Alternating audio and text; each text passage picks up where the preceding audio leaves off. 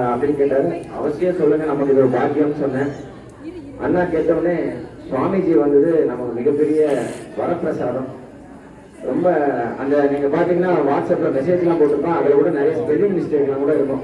ஒரே வரையும் திரும்ப கூட வந்துருக்கேன்னா பதட்டமா கடகடன்னு அனுப்பிச்சதுனால அதுவும் நான் வந்து 5:50 அது போல டைத்துல அனுப்பிச்சு 6 மணிக்கு நடைபெறும் அப்படின்னு போட்டிருக்கேன். நீங்க அப்படி இருந்தும் தாய்மார்கள் எல்லாரும் வந்து நல்ல விதத்துல பக்தி செலுத்தும் விதமா வந்திருக்கீங்க. ரொம்ப ரொம்ப நன்றி தாய்மார்கள் எல்லாருக்கும். நம்மளுடைய பக்திக்கு மேலும் ஆசீர்வாதம் செய்யும் விதமா சுவாமிஜி வந்திருக்காங்க.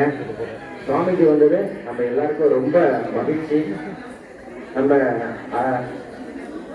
கோவில் சுரேஷ் அண்ணா, அரவிந்த், நம்ம ஐயப்பன் அண்ணா, இவங்கெல்லாம் வந்து ரொம்ப ஷார்ட் டைம்ல ரொம்ப உதவி செஞ்சாங்க.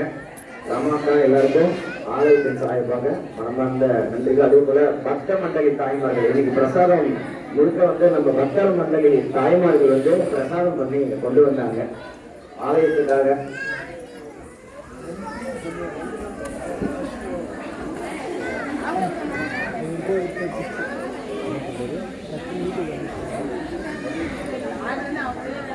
இன்னைக்கு பக்த மண்டலி சார்பாக பிரசாதம் செய்து கொண்டு வந்த அனைவருக்கும் வேம்புலி அம்மன் மற்றும் குருசுவாமியினுடைய சுவாமிஜியினுடைய ஆசீர்வாதங்கள். அதுதான் சொல்றாரு சுவாமி. நன்றி சொல்லக்கூடாது, ஆசி தான் சொல்லணும் அப்படின்றாங்க.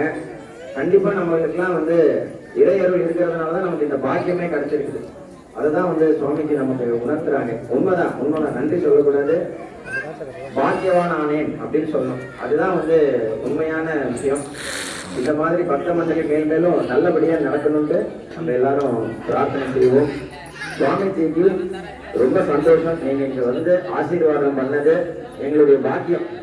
நாங்க கொஞ்சம் கூட எதிர்பார்க்காத விஷயம். நீங்க தான் வந்து நம்ம ஆலயத்துக்கு வந்த முதல், ஆமா இது நம்ம பெரிய பாக்கியம் இல்லையா? அதுவும் சடனா நடந்திருக்கு.